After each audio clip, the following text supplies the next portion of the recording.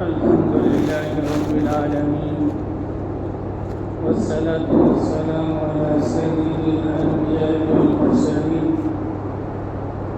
أما بعد، فأعوذ بالله من الشيطان الرجيم. بسم الله الرحمن الرحيم. ولا تحسبن الله غافلا عما يعمل الظالمون، إنما يؤخرهم ليوم تشخص فيه الأبصار. وقال الله تبارك وتعالى: إن الله لا يظلم الناس شيئا ولكن الناس أنفسهم يظلمون.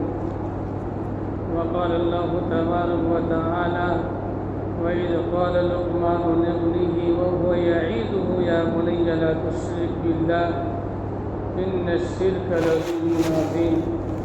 وقال النبي صلى الله عليه وسلم: الظلم ظلمات يوم القيامة، أو كما قال عليه الصلاة والسلام.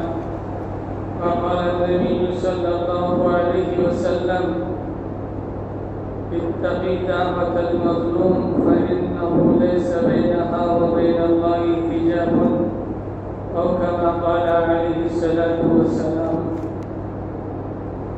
معزز سامعین کرام، نوجوان دوستوں، دینی بھائیوں، حاضرین جمعہ،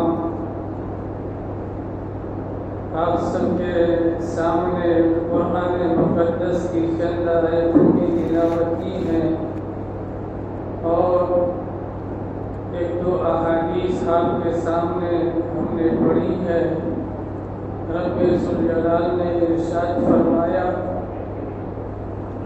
کہ تم اللہ کو ان ظالموں کے عمل سے بے خبر خیال نہ کرو۔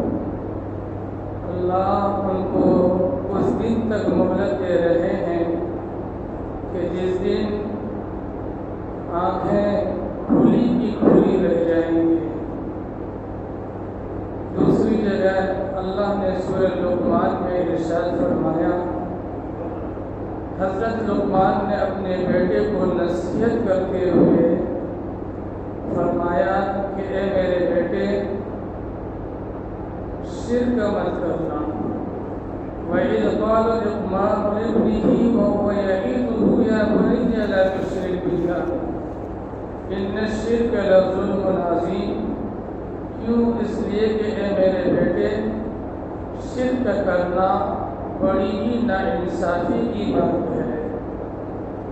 معزز سامعین کرام، نوجوان ساتھیوں، دینی بھائیوں، انسان ظلم کرتا ہے تو ظلم کی کتنے قسمیں ہیں؟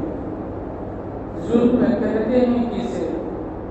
وضع الشیء فی غیر محلہ، کسی چیز کو اس کے غیر محل میں رکھنا یہ ظلم ہے۔ ظلم کی تین قسمیں ہیں۔ ایک ظلم وہ ہے جو اللہ کے ساتھ کیا جائے، ایک ظلم وہ ہے جو انسان خود اپنے اوپر ظلم کرتا ہے، ایک وہ ظلم ہے جو انسان اللہ کی مخلوق پر کرتا ہے۔ اللہ کے ساتھ ظلم کرنے کا مطلب کیا ہے؟ مطلب یہ ہے کہ اللہ کے ساتھ کسی کو شریک کرنا، کسی کو ساتھی سمجھنا، کسی کو اس کے ہم اللہ سمجھنا، اور اللہ کی عبادت میں کسی دوسرے کو شریک ٹھہرانا، یہ اللہ کے ساتھ ظلم کرنا ہوا۔ جو بھی انسان اللہ کے ساتھ کسی کو شریک ٹھہراتا ہے، وہ یاد رکھیں کہ وہ اللہ کے ساتھ ظلم کر رہا ہے، اور یہ بہت بڑا ظلم ہے۔ میرے بھائیوں، دوسرا وہ ظلم ہے کہ انسان خود اپنے اوپر ظلم کرتا ہے۔ کیسے انسان اپنے اوپر کیسے ظلم کرتا ہے؟ قرآن سے پوچھئے، قرآن جواب دیتا ہے: وَمَا ظَلَمَهُمُ اللَّهُ وَلَكِنْ أَنفُسَهُمْ يَظْلِمُونَ۔ کہ اللہ کسی پر کوئی ظلم نہیں کرتا ہے، انسان خود اپنی جانوں پر ظلم کرتے ہیں۔ جانوں پر ظلم کیسے کرتے ہیں کہ انسان نافرمانی کرتا ہے، انسان اللہ کے ساتھ بغاوت کرتا ہے، حد سے تجاوز کرتا ہے، گناہ کرتا ہے، اللہ کے احکامات کے مطابق زندگی نہیں گزار رہا ہوتا ہے، بلکہ اس کی زندگی خواہشات میں گزر رہی ہے، خواہشات کی پیروی کر رہے ہیں، تو یاد رکھیں یہ انسان خود اپنے اوپر ظلم کر رہا ہے۔ اس لیے ظلم کی 3 قسمیں ہم نے آپ کے سامنے بیان کی۔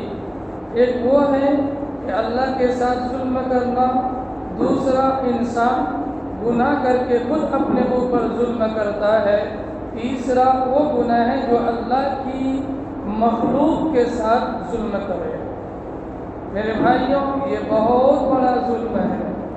انسان کسی پر ظلم کرتا ہے، عموماً کمزور انسان پر ظلم کیا جاتا ہے، اور جو طاقتور ہوتا ہے، جو منصب میں ہوتا ہے، اقتدار میں ہوتا ہے، تو وہ ظالم بن کر کے رہتا ہے، اور اکثر و بیشتر جو مظلوم انسان ہے وہ کمزور نہت کے جو انتقام لینے پر قادر نہیں ہوتے ہیں، اسی پر ظلم کیا جاتا ہے۔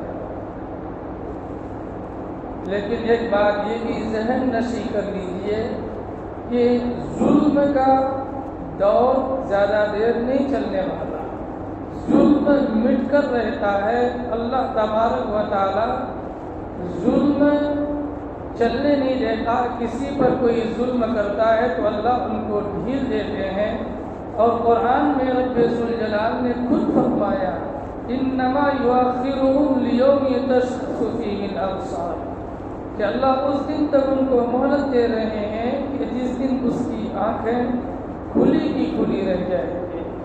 یعنی اللہ کی رسی بہت مضبوط ہے، ڈھیل دیتے ہیں کہ تاکہ انسان باز آ جائے، واپس آ جائے، لیکن جب حد سے تجاوز کر جاتا ہے تو اللہ کی پکڑ آتی ہے۔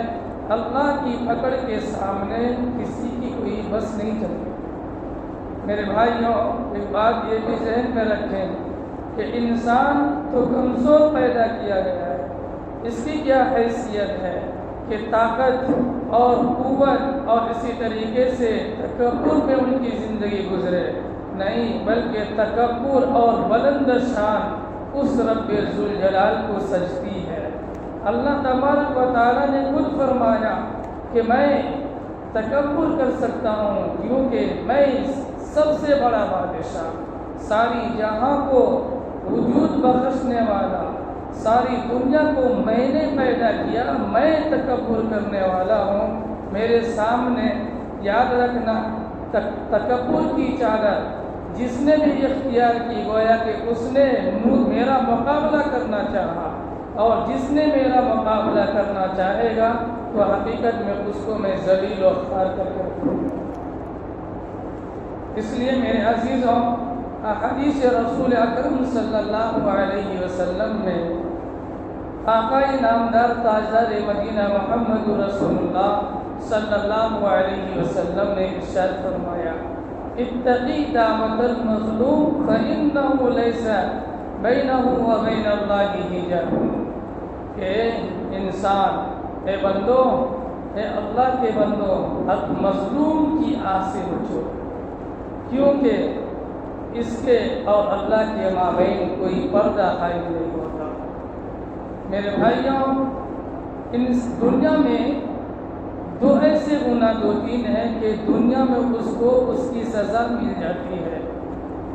ایک مظلوم کی بد دعا، کیونکہ اللہ کے رسول صلی اللہ علیہ وسلم نے فرمایا مظلوم کی بد دعا اور اللہ کے مابین درمیان کوئی پردہ قائم نہیں ہوتا، بالکل تیر بہدف ہے، زبان سے نکلتی ہے تو یاد رکھیے جس طریقے سے میزائل آسمان میں اڑتا ہے، اگر چھوڑا جائے تو وہ اپنے منزل مقصود پر پہنچتا ہے، روکنے والا کوئی نہیں ہوتا۔ دنیا میں اگر کوئی ذرائع سے روک لیا جائے تو الگ بات ہے، لیکن مظلوم کی آہ، دکھ اور درد، ان کی آنکھ کی ایک آنسو یہی انسان کی تباہی کے لیے کافی ہو جاتا ہے۔ انسان سمجھتا ہے کہ میں اس دنیا میں کامیاب ہوں، مظلوم کو سزا کر کے، ظلم کر کے میں خوش ہوں، تو وہ یہ غلط سوچ ہے۔ یہاں اس کو سزا مل کے تو رہتی ہے، لیکن آخرت میں ہے ہی جو کچھ ہے اس کے لیے۔ اس لیے میرے بھائیوں، ایک بات یہ بھی ذہن میں رکھیں کہ کسی کی بد دعا نہیں لیتا ہے مظلوم، اور دوسرا رشتہ ناتا توڑنے والا، تعلقات کو توڑنے والا، کسی سے بات چیت نہ کرنا، کسی سے جدائی کی اختیار کرے رکھنا، آپس میں رشتہ داری ہے، خونی رشتہ ہے، اس کو چھوڑے رکھنا، تو یاد رکھیے ایسے انسان کو بھی اللہ دنیا میں سزا کسی بھی شکل میں دیتے ہیں۔ تیسرا، ماں باپ کے نافرمان۔ ماں باپ کے جو حقوق ہے، بندہ اگر اس کو پورا کر رہا ہے، جہاں تک ہے، جس اعتبار سے ہے، وہ اپنا حق ادا کر رہا ہے، تو اللہ تبارک و تعالیٰ وہ دیکھ رہے ہیں۔ ماں باپ اگر ناانصافی کر رہے ہیں، اولاد پر ظلم کر رہے ہیں، تو حقیقت میں یہ جو اولاد ہے اس کی پکڑ نہیں ہوگی، بلکہ اس کے والدین کی پکڑ ہوگی۔ لیکن اپنی ذات سے، اپنی طرف سے کوئی تکلیف نہ پہنچنی چاہیے۔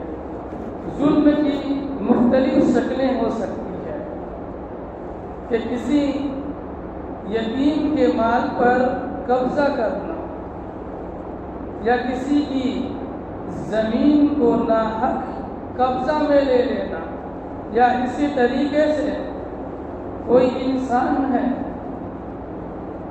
وہ اس دنیا سے گزر گیا اور اس کی بیوی بیوہ ہے، تو اس پر ظلم و ستم کر کے اس کی جائیداد پر قبضہ کر لینا، یہ بھی ایک ظلم ہے۔ اسی طریقے سے ایک ظلم کی شکل یہ بھی ہے کہ انسان، بھائی یہ سمجھتا ہے کہ میں نے اپنی بہن کو جہیز دے کر کے، بہت سارا سامان دے کر کے بیاہ دیا، شادی کرا دیا، اب والد کے مال پر اس کی کوئی حق نہیں ہے، یعنی وراثت میں حصہ نہیں دیتا ہے، جائیداد میں، پراپرٹی میں اس کو کوئی حصہ نہیں دیتا، تو یاد رکھیے گا یہ بھی اپنے بہن کے ساتھ ظلم کرنا ہوگا۔ اسی کو اللہ تبارک و تعالیٰ نے سورہ النساء میں بالکل وضاحت کے ساتھ پورے ایک صفحہ میں وراثت کے مسائل کو بیان کیا ہے۔ چاہے تم دنیا کی پوری دولت دے دو اپنی بچی کو، اپنی بہن کو، لیکن والد کے مرنے کے بعد جو احکام جاری ہوں گے، جب وراثت تقسیم کی جائے گی، تو یاد رکھیے بیٹی کو ایک حصہ دیں گے اور بیٹے کو 2 حصے دیں گے۔ یہ قانون، یہ شریعت ہے۔ ہاں، انسان اگر زندہ میں، حیات میں اپنی بیٹی کو یا اسی طریقے سے اپنے لڑکے کو جائیداد تقسیم کر رہے ہیں، تو مسئلہ یہ ہے کہ دونوں کو برابر کیا جائے۔ یہ احکام جاری اس وقت ہوتے ہیں کہ جب کیا کہتے ہیں، ایک بچی کو ملے گی، 2 لڑکے کو ملیں گے، یہ اس وقت ہے جب والد اس دنیا سے گزر جاتا ہے۔ اگر والد باپ زندہ ہے، اپنی زندگی میں وراثت تقسیم کر رہے ہیں، تو برابری کا معاملہ کیا جائے۔ اسی لیے میں آپ سے یہ کہہ